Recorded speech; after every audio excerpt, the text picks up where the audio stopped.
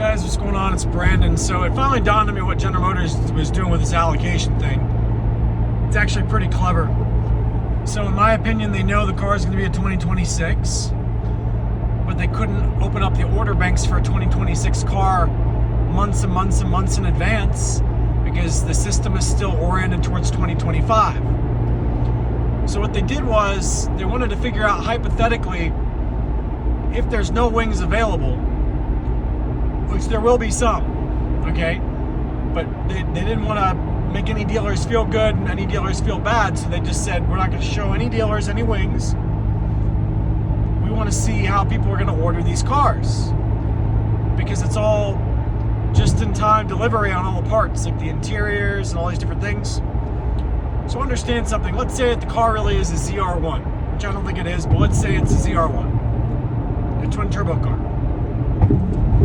Maybe they need to embroider some seats. So they've got all the seats, but they need to know how many red ones do we need to embroider? How many blue ones do we need to embroider? So they know the cars are going to be 2026s. So they went ahead and put in the order, let everybody put in the orders, assuming that it's 2025. That way they can get the seats ready. And sure, people might make some last second changes when they do it this way, but at least now they look like they're being the noble people, because they're like, hey, you guys are the ones who said you wanted wings. So we're going to wait for wings. When in reality, they're not going to come up with 1,000 wings or 300 wings.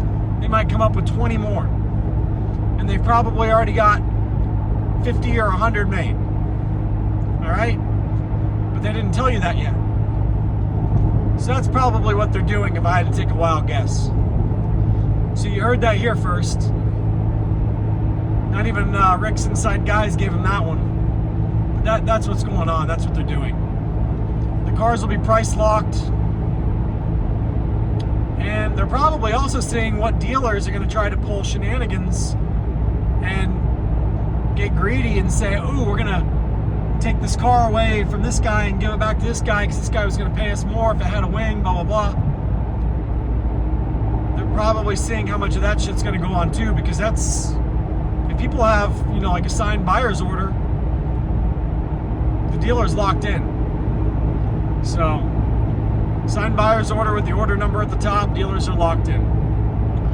So, anyway, that's what I think's going on. That's why I think they did what they did.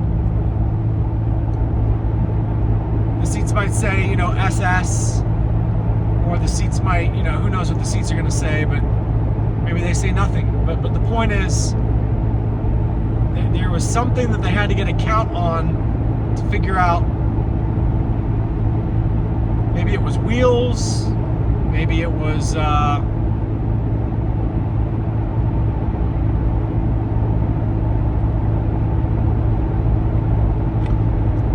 front fenders are the same.